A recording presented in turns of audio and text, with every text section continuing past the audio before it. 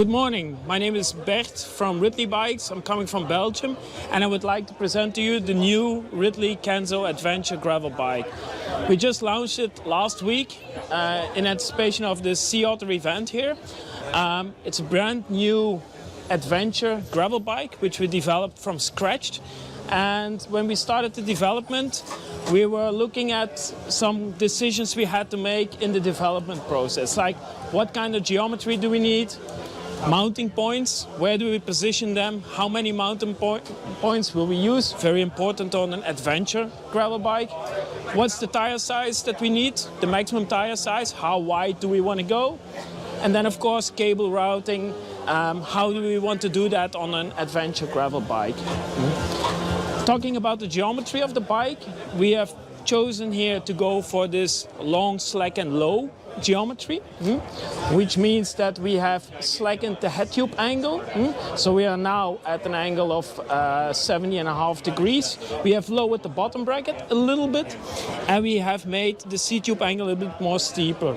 The result is that you get a very stable and comfortable riding feeling on rougher terrain, because that's where the bike is developed for. The bike is developed to ride on more extreme terrain, rougher terrain. If you're looking for a fast, reactive gravel bike, of course we have our Kanzo Fast in the range, which is our performance aero gravel bike. This is the gravel bike you need if you want to go fast off-road. The new Adventure is the bike if you look for a bike that's very stable and comfortable on more rougher terrain. Adventure and bikepacking, the number of mounting points and the positioning of mounting points is very important. On the frame itself we have 12. We have 4 here on the down tube, 3 on the seat tube, 3 under the seat tube, under the down tube, and then we have 2 hidden mounts here under this cover. Why have we integrated them or covered them by the cover? It's to keep a nice, flat and smooth top tube, which is also aesthetically very nice because you don't see the 2 bolts sticking out all the time. But also we are delivering a small piece we call the dog bone that you can put here, and then you can use also a strap to attach, for example, like inner tube or CO2 cartridges. Another feature of the bike is the brand new gravel fork. Also here we have added 3 mounts. They can take up to 3 kilograms on each fork leg. Because if you make an adventure, if you make an adventure bikepacking bike, you need to put some weight on the fork. So we reinforce the mounts here on the inside to be able to take 3 kilograms each fork leg. We positioned them also as low as possible. Again, if you put weight on the fork, 3 kilograms on the fork, that you still have a lower center of gravity on the bike. So it still handles very well, even fully packed. Another interesting feature that we added to the fork is that we have an integrated dynamo routing. So the cable, if you use like a front hub dynamo, the cable can enter the fork here. And then if you remove the cover at the fork crown, the cable will exit over here. There is a threaded insert here, so you can assemble or mount a bracket and a front light.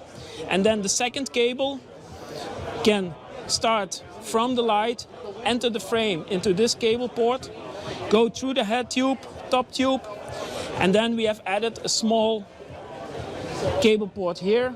So the cable can come out here and then you can assemble a rear light. Again, this is for us an important feature. If you talk about an adventure gravel bike, these little things make the difference between, for example, a Kanzo Fast, which is an aero performance gravel bike. On an aero gravel bike, you will not need a front light, a rear light, a dynamo hub. So that's how we want to make 2 different bikes, 2 different frame platforms that you can use on a different terrain, by different riders, different kind of riders. Talking about tire clearance, as you can see, we have a massive tire clearance on the frame and the fork. You can go up to a 29-inch 2.1 mountain bike tire. Also there was a decision, as the bikepacking events and gravel events are getting more and more extreme, rougher terrain, you will be able to assemble like a 2.1 mountain bike tire to get extra comfort, extra grip. Again, that's something, a feature that we need on an adventure gravel bike. We don't need it on an aero gravel bike where we have like a tire clearance of 42 millimeter, which is perfectly in line with the modern gravel standards. We have integrated all the cables through the stem and to the handlebar, the stem directly in the frame, so that you don't have any cables hanging here. Again, this is not for aero reasons like we did it on the Fast, but this is more like if you're using like a handlebar bag, you don't have any cables interfering with the handlebar bag. So it will not damage the cables, it will not damage the frame or the handlebar itself. So this is really our adventure gravel bike. And for us at Ridley, gravel bikes, it's a very important segment, the gravel segment, and that's why we developed two different bikes, two different geometries, two different tire clearances. So it's up to the consumer, up to the rider to choose what kind of bike he wants, on what kind of terrain he's riding. And it's up to you then to decide which bike fits you best. You can find all the information of these bikes also on our website on www.ridleybikes.com, where you have also our configurator, where you can play with different designs, different colorways to customize your bike, to create your own unique kind of bike, which is a very nice feature that we have